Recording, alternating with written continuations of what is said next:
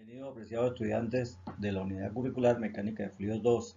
En esta oportunidad vamos a tocar el tema de la Unidad 2, la parte B, que corresponde al resalto hidráulico. El resalto hidráulico tiene la siguiente definición. Genera la elevación brusca de la superficie líquida cuando el escurrimiento permanente pasa del régimen supercrítico al régimen subcrítico. El cambio brusco de régimen se caracteriza por una alteración rápida de la curvatura de las trayectorias del flujo, que produce vórtices o turbulencia en el eje horizontal. Es un fenómeno local muy útil para disipar energía hidráulica. Dichos cambios propician la aparición de velocidades en direcciones opuestas al flujo que generan choques entre partículas en forma más o menos caótica, ocasionando una gran disipación de energía.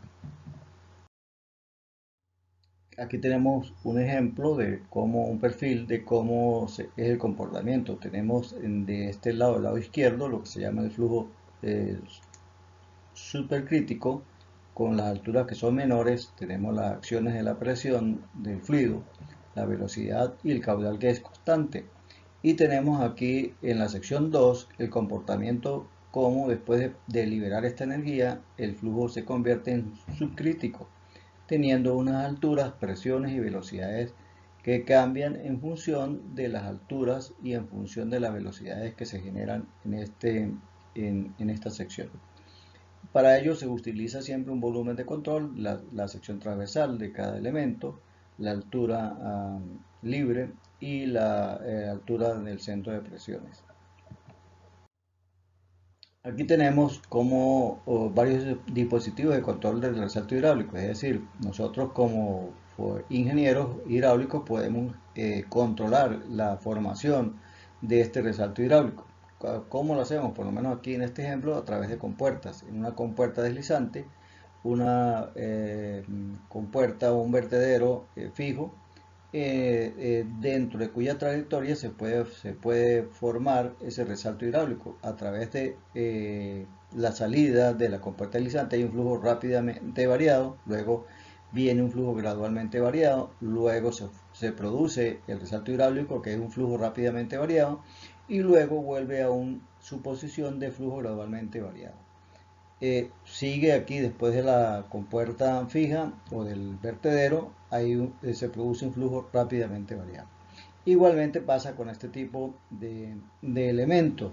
Aquí podemos ver cómo aquí hay una altura crítica, las alturas son muy pequeñas, pero aquí se va a producir un flujo rápidamente variado, donde en esta caída, luego en esta zona empieza él a un flujo gradualmente variado, donde está el resalto se produce un flujo rápidamente variado y luego vuelve a su posición de gradualmente variado. Y luego en esta caída hay una altura crítica y se produce el flujo rápidamente variado. Tipos de salto hidráulico. Los saltos hidráulicos se pueden clasificar de acuerdo a los estudios del US Bureau de Reclamación de la siguiente forma. En función del número del flujo aguas arriba del salto, como sigue. Para flu igual a 1, el flujo es crítico y de aquí no se forma ningún salto. Para flujo mayor que 1 y menor que 1,7, la superficie del agua llamado salto ondulatorio. Según esta figura, salto ondulatorio, vemos cómo se va formando como especie de ondas. Para el flujo mayor que 1,7 y menor de 2,5 tenemos un salto débil.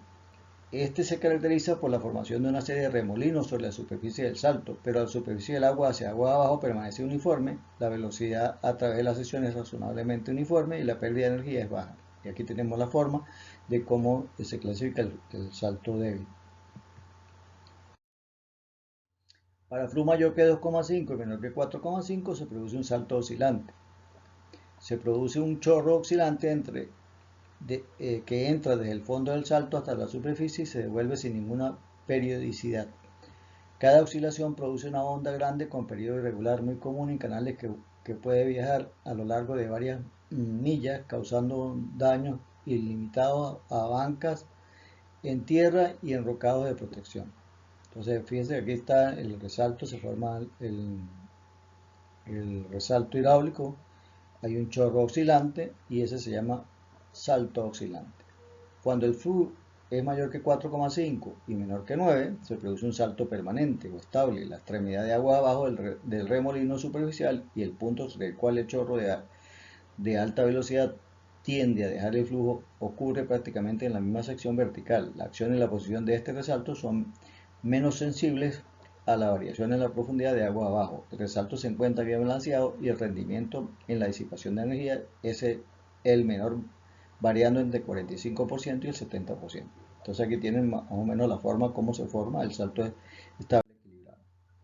Aquí hay algunas gráficas que me muestran, de acuerdo al número de flux, cómo es el comportamiento, dependiendo del tipo de elemento que utilicemos para el control, ¿sí? Y vamos a ver cómo se comportan, o sea, cómo es la forma que ellos tienen. Aquí también tenemos en este recuadro, en esta tabla, de acuerdo al número de flux, qué tipo de resalto se forma, cuáles son las características, y aquí tenemos la forma o la figura que se forma de ese tipo de resalto.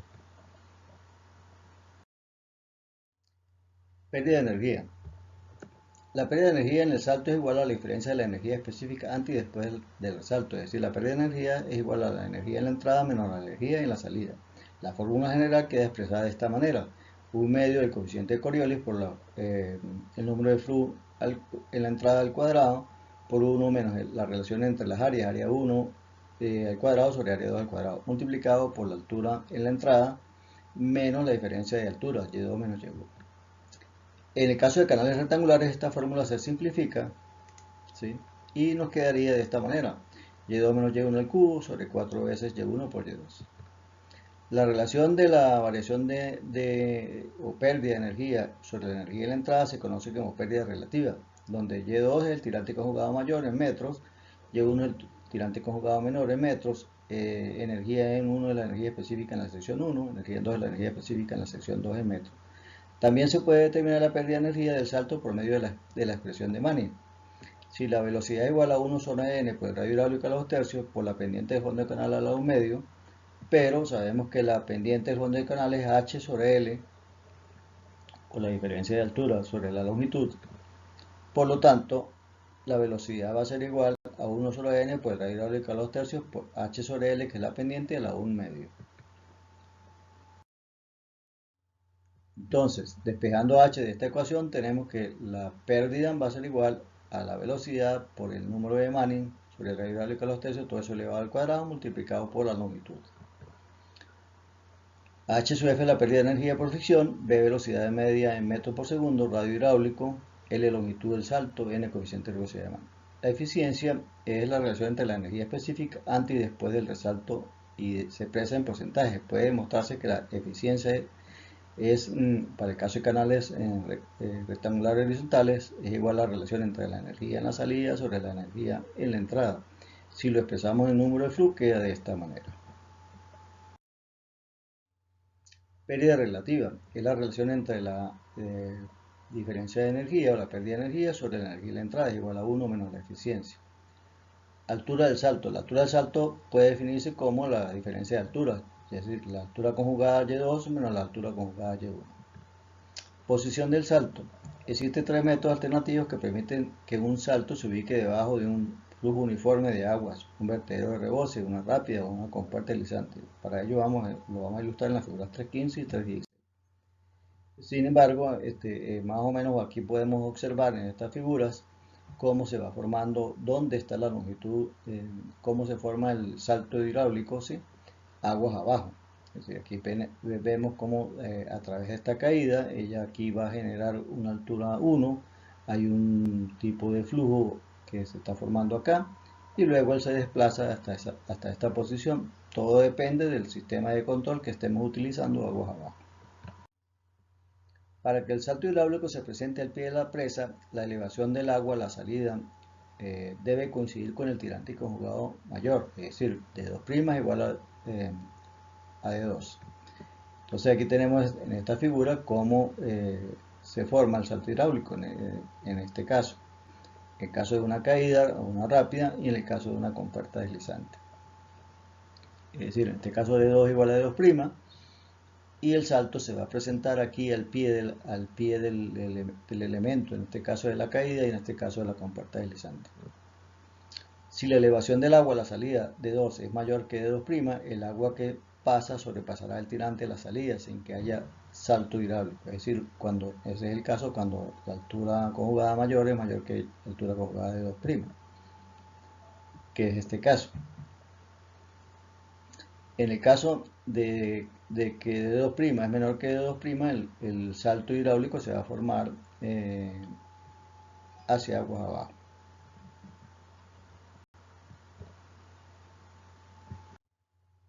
Si el tirante de la salida de 2 es menor que el tirante conjugado mayor de 2', el escurrimiento continúa hacia abajo del tirante crítico en un cierto tramo, agua abajo a partir del pie de la presa. Entonces, se observan acá, esto es lo que se denomina como un resalto oculto, ¿sí? Y ocurre siempre que se cumplan estos parámetros. Debido a la pérdida de profesión, el tirante del escurrimiento aumentará gradualmente hasta que se llegue a un nuevo tirante de 1', el cual es conjugado con el tirante de la salida. Aquí vemos cómo cuando eso ocurre, cuando de 1' es mayor que de 1, el de 2' es menor que de 2 y el tirante se desplaza hacia aguas abajo. Aquí tenemos los casos en la figura 3.15 que ya les habíamos mencionado, el efecto de la profundidad de salida en la formación de un salto hidráulico agua abajo de un vertedero o por debajo de una compuerta. Aquí se manejan los tres casos que ya habíamos mencionado. Ubicación del salto hidráulico. Aquí hay unas recomendaciones que se le dan acá para que ustedes las lean y las tengan como un reservorio. Cómo se ubica el resalto hidráulico, de acuerdo a lo que ya hemos visto. Aquí sería ya un paso a paso de cómo se puede determinar la posición del salto hidráulico. Es igual, o sea, esto es una continuación de lo anterior. Y aquí en la figura 3.16 tenemos características de la creación del salto hidráulico a la salida en vertederos, es decir, el comportamiento que tiene cada uno, un salto al pie del elemento, el obstáculo, un salto oculto y un salto desplazado. Aquí tenemos los casos para los cuales se analizarán, o ya analizamos, les he mencionado cómo se van a formar los saltos, es decir, aquí estaría el procedimiento de cómo debemos analizar un salto de manera correcta. Aquí es la misma figura que mostramos anteriormente, ¿sí? Cómo se forma el salto hidráulico en un elemento de control. Este sería el caso 2 cuando es el salto corrido, es decir, cuando el salto se forma agua abajo. Aquí está el procedimiento también, paso a paso, cómo se debe analizar la posición del salto hidráulico. Y aquí está otro elemento. En lo posible este caso debe evitarse en el diseño debido a que el resalto rechazado fuera de la zona resistente a la socavación ocurriría en un lecho de cantos rodados sueltos o peor aún, en un canal completamente desprotegido. ¿Qué significa este caso? Que nosotros debemos tener control de dónde deseamos que ese salto se produzca cuando hacemos un canal o lo diseñamos para ciertas funciones. Si nosotros permitimos que este salto se forme aguas abajo o rebase las alturas o la capacidad que tiene ese canal, indudablemente que el daño que va a ocasionar es muy fuerte y puede llegar inclusive a ocasionar daños materiales y pérdidas de vidas humanas. El caso 3, que es el salto ahogado, también aquí está el procedimiento de especificaciones, es un complemento de lo que hemos visto, ¿sí? Cómo se forma. Y aquí vamos a tener también una continuidad de cómo trabajamos con el salto hidráulico, ubicación del salto hidráulico, es decir, aquí profundizamos un poco más, a mayor detalle, cuáles son los valores que debemos tomar en cuenta, el valor Y normal, la altura conjugada mayor.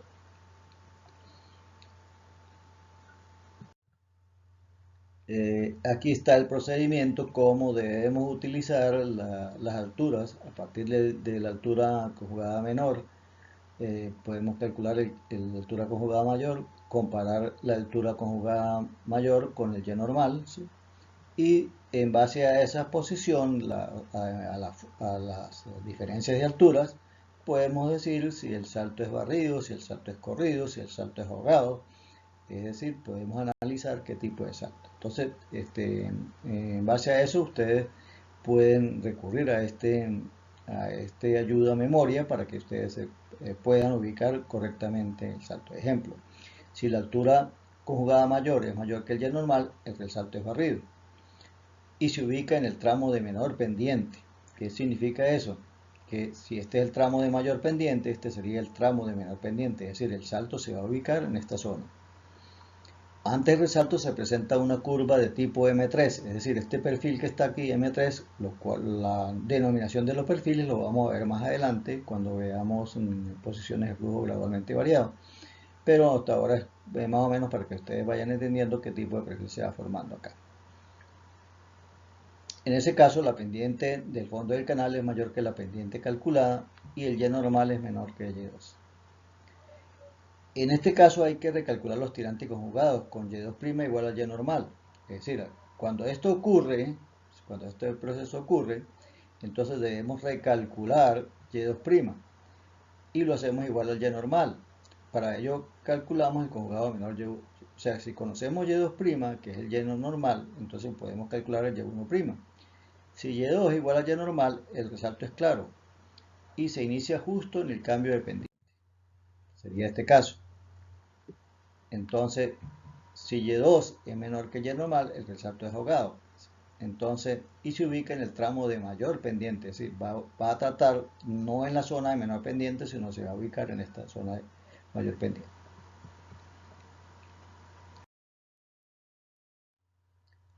Resalto hidráulico en canales de secciones rectangulares, trapeciales, triangulares, circulares y de herradura. Esto ya lo habíamos definido anteriormente, o sea, en el caso de los canales rectangulares, ya habíamos definido cómo obtener las alturas conjugadas, es decir, y2 sobre y1 es igual a 1 medio de la raíz de 1, más 8 veces el número de flu 2 elevado al cuadrado, menos 1. Entonces, eso lo definimos de una manera muy sencilla con el método de momentum o fuerza específica. Ahora lo vamos a desarrollar utilizando la ley de Newton, es decir, fuerza es igual a la masa por la aceleración. Entonces, conocemos los parámetros de fuerzas y velocidades y caudales que están actuando en la sección 1 y en la sección 2, entrada y salida del resalto hidráulico. Y podemos aplicar el principio de Newton, de la segunda ley de Newton, definiendo la aceleración como diferencia de velocidades sobre el tiempo, y la fuerza es igual a la masa por la aceleración, sustituyendo la aceleración de acuerdo a la velocidad, diferencia de velocidades sobre el tiempo, y me queda esta expresión de la fuerza. Multiplicando esta ecuación por el tiempo, me va a quedar que la variación de la fuerza multiplicada por el tiempo es igual a la masa por la velocidad menos velocidad de 1, pero el tiempo aquí que estaba dividiendo anteriormente desaparece. Y entonces me queda que la fuerza por el tiempo, o impulso o incremento de la fuerza que está representada por los impulsos hidrostáticos que se presenta en la sección de control, es fuerza por el tiempo igual a presión 1 menos presión 2. Dividiendo entre el tiempo, la expresión nos queda que la fuerza igual a la masa sobre el tiempo por la diferencia de velocidad. Sabiendo que la diferencia de la fuerza es igual a presión en 1 menos presión en 2, presión en la entrada menos presión en la salida. Sustituyendo el valor de impulsión de la ecuación, P1 menos P2 es igual a la masa sobre el tiempo por la diferencia de velocidades. Sabemos que la presión 1 es igual al peso específico por el área 1 por la altura del centro de gravedad de la sección 1. La presión 2 igual al peso específico por el área 2 por la altura del centro de gravedad de la sección 2, sabiendo que en este caso la altura del centro de gravedad es igual a la altura sobre 2. Sustituyendo los elementos me queda de esta manera, y por lo tanto la presión en 1 y la presión en 2 me quedan definidas de esta manera, en función de la altura.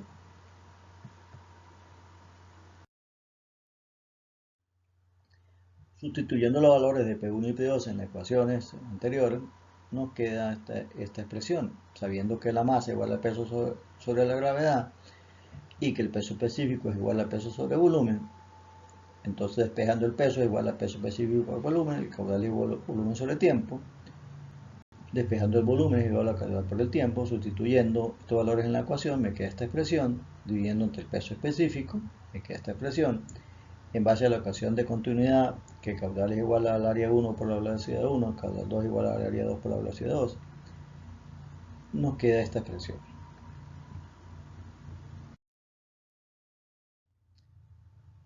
Si el caudal 1 es igual al caudal 2, porque no varía, no hay en esa sección, en la sección de estudio, no hay variaciones, despejando la velocidad 2, velocidad igual a y1 sobre y2 por v1, sustituyendo el valor de la velocidad 2 en la ecuación tenemos que nos queda esta expresión.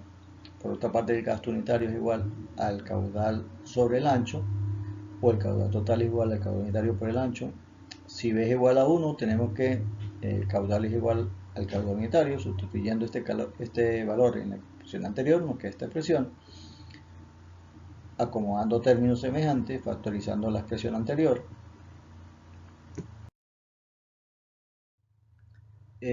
sabiendo que velocidad en 1 es igual a caudal sobre el área, igual al caudal unitario sobre y1, sustituyendo el valor de la velocidad en la ecuación anterior, nos queda esta expresión.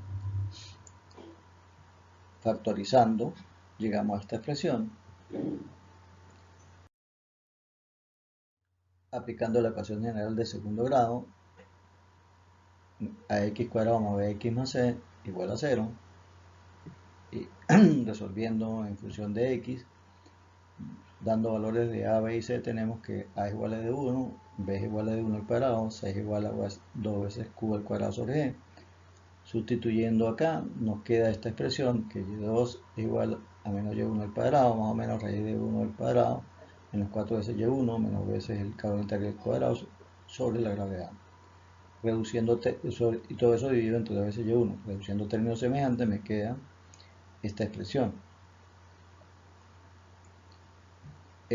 Y por lo tanto, acomodando me queda que la altura conjugada mayor igual a menos la altura conjugada menor sobre 2 más o menos la raíz de y1 a la cuarta sobre 4 veces y1 al cuadrado más 8 veces y1 por el caudal unitario al cuadrado sobre 4 veces y1 al cuadrado por la gravedad. Finalmente tenemos que el salto hidráulico y2 vale, queda en función de esta expresión.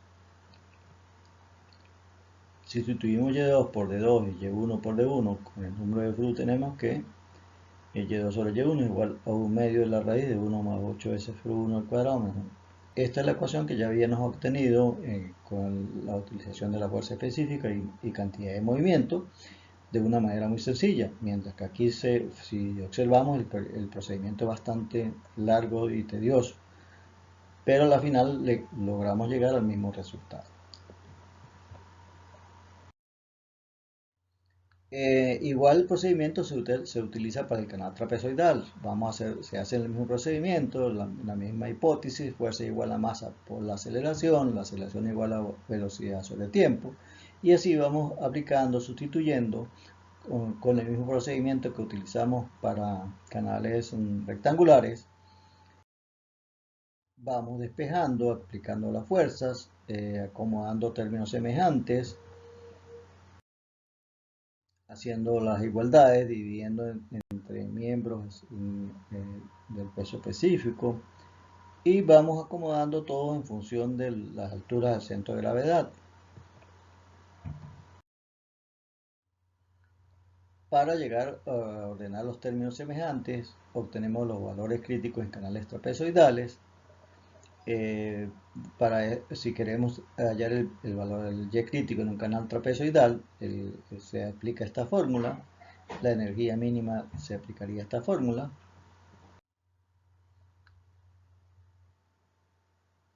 Y para el caso de hallar el área hidráulica del canal, aplicamos esta fórmula: el ancho por la altura más la pendiente del talud por la altura al cuadrado.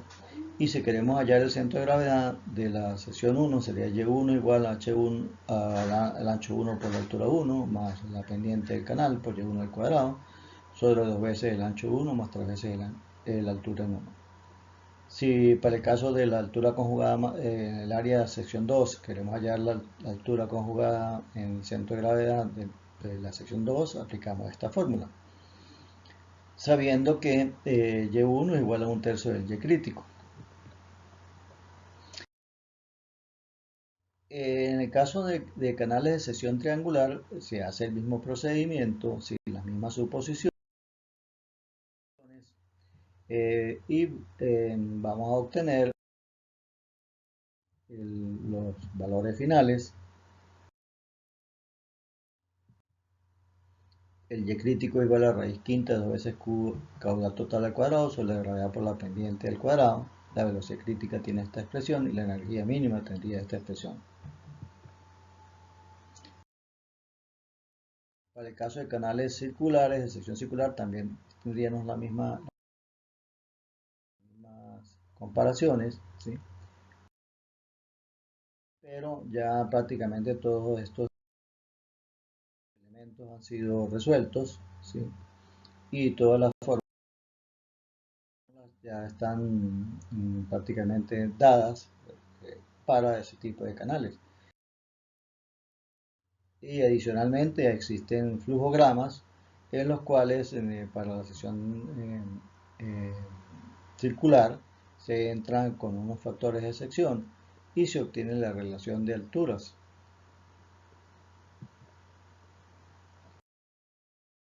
En el caso de canales de sección de tipo de herradura también se hace lo mismo, el mismo procedimiento, se llega a las mismas conclusiones, se hacen los mismos conjugaciones de fórmulas, se tiene flujo para superficie libre antes y después del salto, en régimen crítico, supercrítico, dependiendo del tipo de régimen, se van haciendo las suposiciones, pero al final todo eso está resumido en gráficas o nomogramas que me permiten calcular las alturas conjugadas en base a flujogramas y en base a factores de sección. Esto es para otro, este es el caso de flujo de herradura, ¿sí? El de flujo tirante supercrítico y así para todos ellos. Otra parte más importante del resalto hidráulico es la longitud del salto hidráulico. ¿Por qué es importante? Es muy importante porque esa longitud del salto hidráulico me permite controlar o llevar un control de en qué sitio quiero que se ubique esa zona de protección. Es decir, yo debo proteger esta zona donde se ubica el resalto hidráulico. ¿Por qué la debo proteger? Porque aquí se forman grandes cantidades de liberación de energía y altas velocidades. Eso me puede dañar el fondo del canal o me puede dañar los taludes, dependiendo. Si él se sale de aquí, de esta zona, y aquí no hay ninguna protección que se haya tomado en cuenta, indudablemente los daños que va a ocasionar ese tipo de resalto van a ser cuantiosos y las pérdidas pueden llegar a ser cuantiosas, no solamente desde el punto de vista económico, sino también desde el punto de vista material y humano.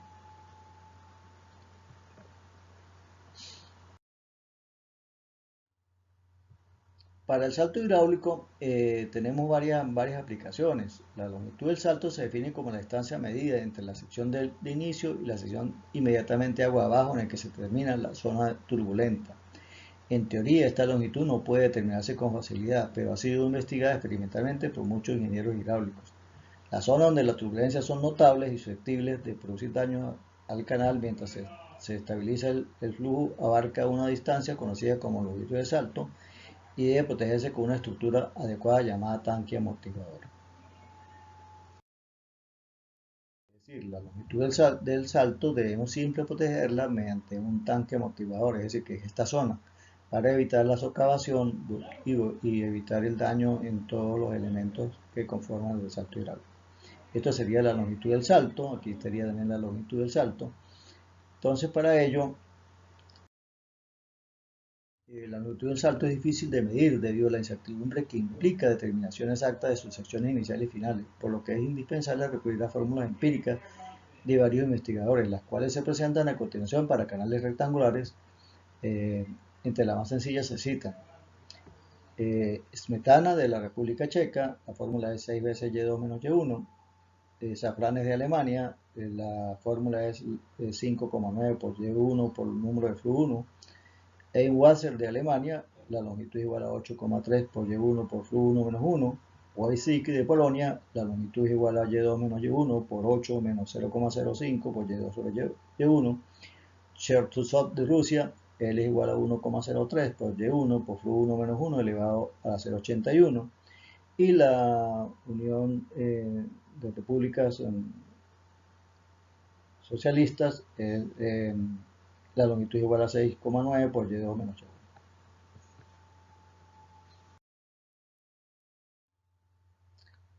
El Buró de Reclamación, la longitud del salto hidráulico tiene otra expresión, es decir, utilizan esta fórmula que es muy práctica. Es decir, en base a la relación del número de flu, sabiendo que el número de flu es velocidad sobre la gravedad por la altura, si el número de flu está desde 1,7 hasta 10, entonces la relación de alturas, la relación entre la longitud y la altura conjugada mayor es igual a 4. Si en el caso de su flu es 1,7, es decir, nosotros podemos, si determinamos el número de flu, podemos determinar esta relación de longitud sobre Y2. Como se conoce el conjugado mayor, se multiplica por este valor y se obtiene la longitud del resalto. La longitud del salto en canales trapezoidales es mayor debida a la simetría que se produce por efecto de la distribución uniforme de las velocidades. En la práctica podemos establecer que la ecuación más común para canales trapezoidales es igual de 5 a 7 veces la diferencia de altura, es decir, Y2 menos Y1.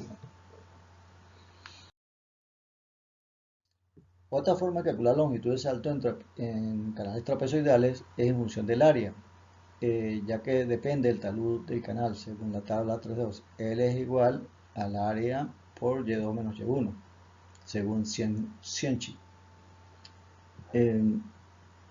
Esta tabla me indica que la longitud del salto va a depender de este valor del área, es decir, si el talud es 0, en el caso de canales rectangulares, el área es 5.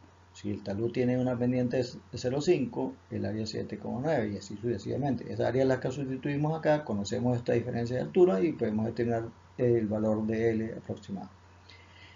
También Sylvester en el año 1964 propuso las siguientes ecuaciones empíricas para el cálculo de la longitud del resalto hidráulico. Dependiendo del tipo de canal, él consiguió o desarrolló una fórmula. En el caso del canal rectangular horizontal, la longitud es igual a 9,5 por Y1 por flu 1 menos 1 elevado a la 1,01. Si es un canal triangular simétrico, el ángulo de inclinación es 47,3 grados. La longitud es 4,26 por Y1 por flu 1 menos 1 elevado a 0,695. En el caso de canales parabólicos con el número de flu menor que 3,9, la longitud es 11,7 por Y1 por el número de flu menos 1 elevado a 0,83. También hay otros parámetros gráficos que se pueden utilizar para determinar la relación de la longitud sobre Y2, dependiendo también del número de flu. Si el número de flu esté ubicado en el rango que forman los saltos oscilatorios, salto total, salto oscilante, salto permanente o salto fuerte, en base a ese número de flu entramos a la gráfica, cortamos la curva y obtenemos la relación L sobre Y2. El Y2 es la altura conjugada mayor, la conocemos y por lo tanto podemos determinar la longitud del resalto, es decir, podemos determinar este valor. Vamos a ilustrar todo lo visto con un ejemplo. Como se muestra en la figura, se está descargando agua de un depósito bajo una compuerta de esclusa a una velocidad de 18 metros cúbicos por segundo, en un canal rectangular horizontal de 3 metros de ancho, fabricado de concreto formado semiterminado. En un punto donde la profundidad de 3 metros se observa que se presenta un salto hidráulico, determine lo siguiente: la velocidad antes del salto, la profundidad después del salto, la velocidad después del salto y la energía disipada en el salto. Aquí está la gráfica, esta es una compuerta deslizante, aquí está el nivel de la entrada del flujo de agua, aquí está el flujo de agua debajo de la compuerta, aquí tenemos la altura conjugada menor, y aquí tenemos la altura conjugada menor, esto es antes del resalto y esto después del resalto, aquí se produce el resalto. Entonces los datos que nos dan me dicen que el caudal es 18 metros cúbicos por segundo, el ancho es 3 metros, la altura 2 conjugada mayor no lo conocemos y la altura 1, si es un dato, nos dicen que es igual a 1 metro. Solución, vamos a darle solución a la primera parte, el área 1 es el ancho por la altura 1, 3 por 1 igual a 3 metros cuadrados. Determinación de la velocidad antes del salto, velocidad igual al caudal sobre el área, 18 sobre 3, 6 metros por segundo. El número de flu es igual a velocidad sobre raíz de la gravedad por la altura. 6 sobre 981 por 1 es igual a 1,92. Aquí sería raíz de 981 en este caso. El flujo se encuentra en un rango supercrítico. ¿Por qué? Porque el número de flujo es mayor que 1. La parte B, determinación del conjugado mayor de Y2. Y2 es igual a Y1 sobre 2 por la raíz de Y1 más 8 flu al cuadrado menos 1. Ojo, este flu que está acá tiene que coincidir con esta altura. ¿Por qué? Porque son valores que se deben conocer. Entonces, sustituyendo los valores, me queda que la altura conjugada mayor es 2,26 metros. Determinación del área después del salto 2. Área 2 igual al ancho por la altura 2, 3,2678 metros cuadrados.